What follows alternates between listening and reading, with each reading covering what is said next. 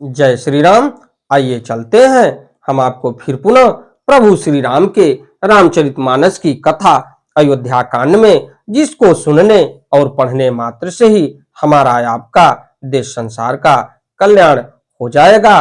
तो इससे पहले विघ्नों को हरने वाले भगवान गणेश और विद्या की प्रदायिनी मां सरस्वती के श्री चरणों में शीश नवाते हुए विनम्र निवेदन करूंगा कि हमारे देश संसार में जहां भी प्रभु श्री राम के रामचरितमानस की कथा हो रही हो, उसे संपन्न करने में अपना पूर्ण योगदान दें। उसके साथ साथ हमारे ऊपर भी अपनी कृपा बनाए रखें कि मैं अपने मुखार बिंदु से प्रभु श्री राम के रामचरितमानस की कथा को जो भी राम भक्त प्रेमी हैं उनके तक पहुंचाने का पूर्ण प्रयास करूं। ओम श्री सांब शिवाय नमः। सुन स्नेह मैं पुरजन बानी, निंद ही जोग विरत मुनि ज्ञानी। यही विधि नित्य कर्म करी पुरजन, राम ही करे ही प्रणाम पुलकिम तन। तो अयोध्या वासियों की प्रेममयी वाणी सुनकर ज्ञानी मुनि भी अपने योग और वैराग्य की निंदा करते हैं। अवधवासी इस प्रकार नित्य कर्म करके श्री राम जी को पुलकित शरीर हो प्रणाम करते हैं। ऊंच नीच मध्यम नर नारी, लह दरस निज निज अनुहारी। सावधान सब ही सन्मान ही, सकल सराहत कृपा निधान ही। ऊंच नीच और मध्यम सभी श्रेणियों के स्त्री पुरुष अपने अपने भाव के अनुसार श्री राम जी का दर्शन प्राप्त करते हैं। श्री रामचंद्र जी सावधानी के साथ सबका सम्मान करते हैं और सभी कृपा निधान श्री रामचंद्र जी की सराहना करते हैं।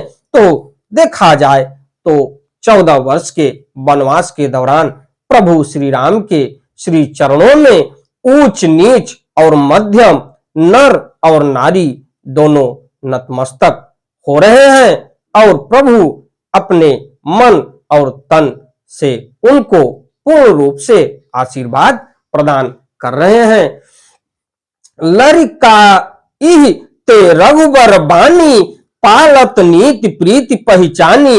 शील सकोच सिंधु रघुराऊ, समुख सुलोचन सरल सुभाऊ। श्री राम जी की लड़कपन से ही यह बान है कि वे प्रेम को पहचान कर नीति का पालन करते हैं। श्री रघुनाथ जी शील और संकोच के समुद्र हैं। वे सुंदर मुख के या सबके अनुकूल रहने वाले, सुंदर नेत्र वाले या सबको कृपा और प्रेम की दृष्टि से देखने वाले और सरल स्वभाव है प्रभु श्री राम का। कहत राम गुण गण अनुरागे, सब निज भाग सराहन लागे।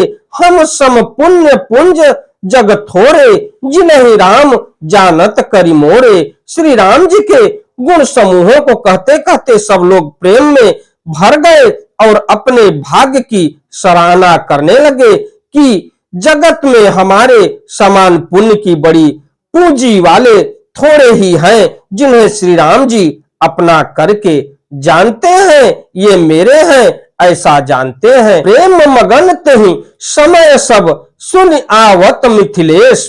सहित सभा संभ्रम उठे, रवि कुल कमल दिनेश।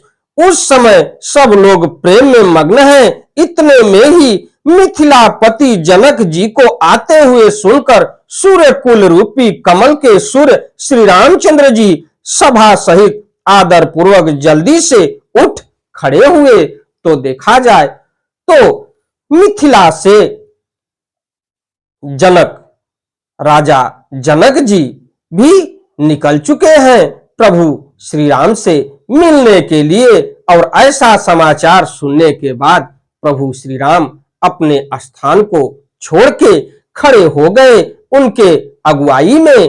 तो भाई सचिव गुरु पुरजन साथा, आगे गवन किन्ह रघुनाथा। गिरिबर दीख जनक पति जबहि, करि प्रणाम रथ त्यागे तबहि। भाई मंत्री गुरु और पुरवासियों को साथ लेकर श्री रघुनाथ जी आगे जानकी जी की अगवानी में चले। जनक जी ने ज्यों ही पर्वत श्रेष्ठ कामद नाथ को देखा त्यों ही प्रणाम करके उन्होंने रथ छोड़ दिया, पैदल चलना शुरू किया। महाराज जनक ने कि ज्यों प्रभु को और मंत्रियों को आते हुए देखे तो रथ से उतर के पैदल ही चलना शुरू किए। महाराज जनक प्रभु से मिलने के लिए राम दरस लालसा उछाऊ, पथ श्रम लेसु कलेश न काहू, मन तह जह रघुबर बै देही, बिनु मन तन दुख सुख सुधि केही। श्री राम जी के दर्शन की लालसा और उत्साह के कारण किसी को रास्ते की थकावट और क्लेश जरा भी नहीं है। मन तो वहां है जहां श्री राम और जानकी जी है। बिना मन के शरीर के सुख दुख की सुध किसको हो। आवत जनक चले एहि भांति, सहित समाज प्रेम मति माती। आए निकट देख अनुरागे, सादर मिलन परस्पर लागे। जनक जी इस प्रकार चले आ रहे हैं, समाज सहित उनकी बुद्धि प्रेम में मतवाली हो रही है। निकट आए देखकर सब प्रेम में भर गए और आदर पूर्वक आपस में मिलने लगे। जनक मुनि जन पद बंदन, ऋषि प्रणाम किन रघुनंदन। भाइन सहित राम मिली राज ही, चले लवाई समेत समाज ही। जनक जी वशिष्ठ और अयोध्या वासी मुनियों के चरणों की वंदना करने लगे और श्री रामचंद्र जी ने सतानंद आदि जनकपुर वासी ऋषियों को प्रणाम किया। फिर भाइयों समेत श्री राम जी राजा जनक जी से मिलकर उन्हें समाज सहित अपने आश्रम को लिवा चले। तो सतानंद जो जनकपुर से महाराज जनक के साथ आए थे, तो वो अपने सतानंद और ऋषियों को प्रणाम किए अपने भाइयों सहित प्रभु श्री राम। और उसके बाद देखा जाए तो महाराज जनक को समाज सहित अपने आश्रम को ले चले।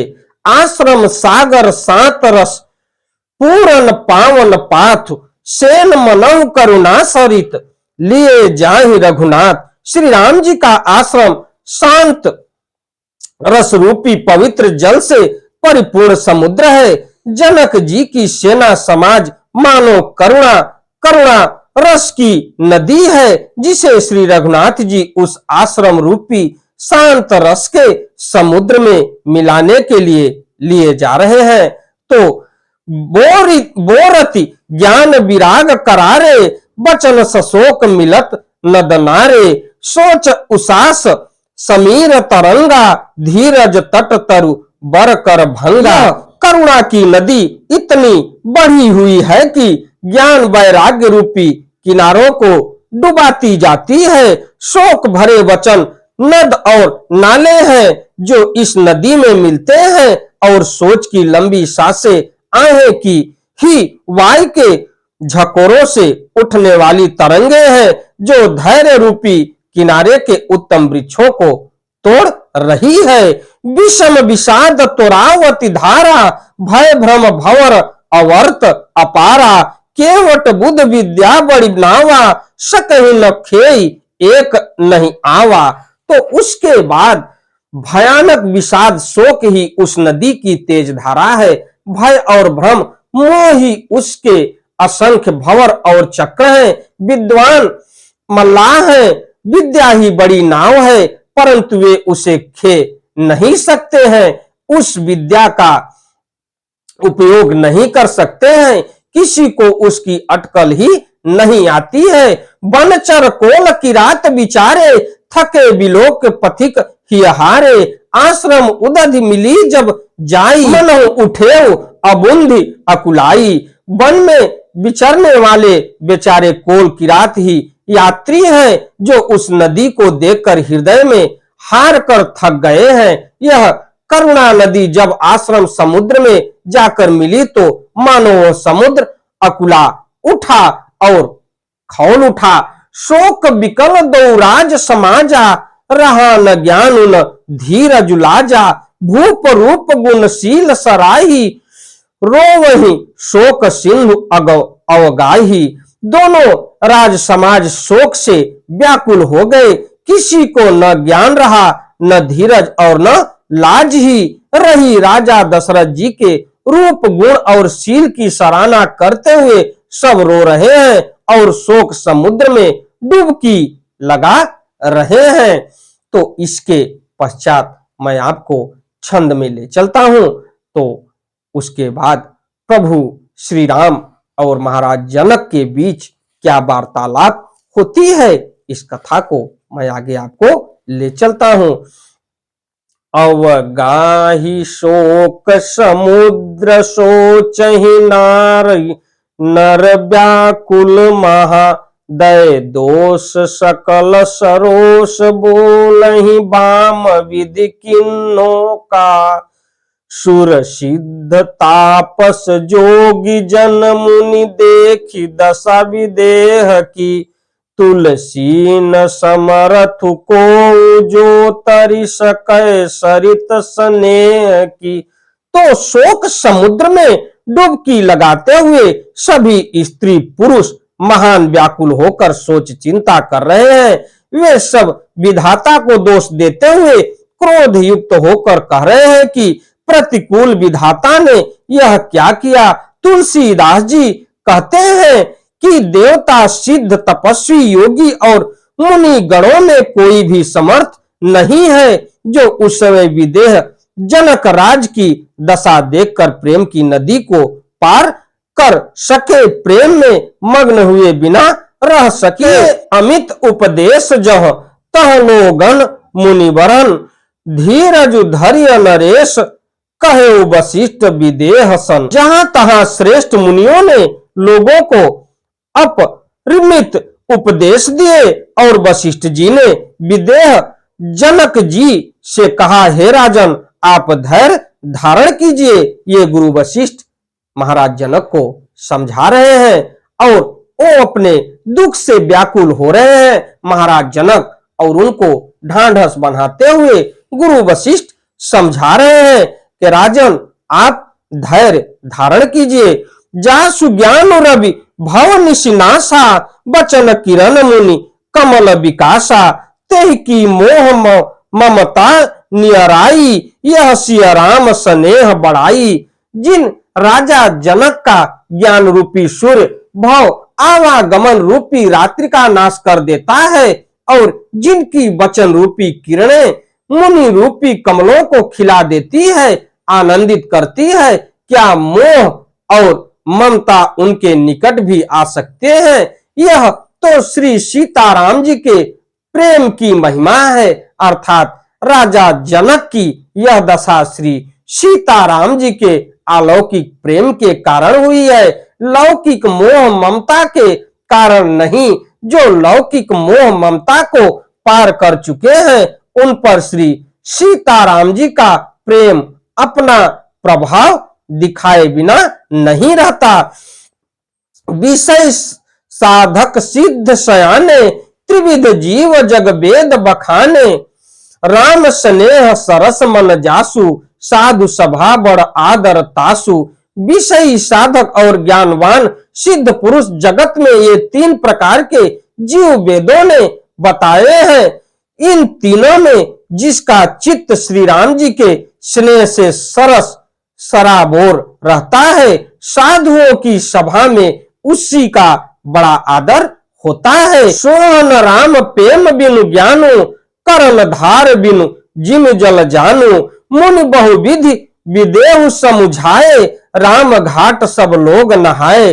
श्री राम जी के प्रेम के बिना ज्ञान शोभा नहीं देता। जैसे कर्ण धार के बिना जहाज वशिष्ठ जी ने विदेह राज जनक जी को बहुत प्रकार से समझाया। तदंतर सब लोगों ने श्री राम जी के घाट पर स्नान किया। सकल शोक संकुल नर नारी, सो बासरु बीते बिनु बारी। पशु खग मृगन न किन्न आहारू, प्रिय परिजन कर कौन विचारू। स्त्री पुरुष सब शोक से पूर्ण थे।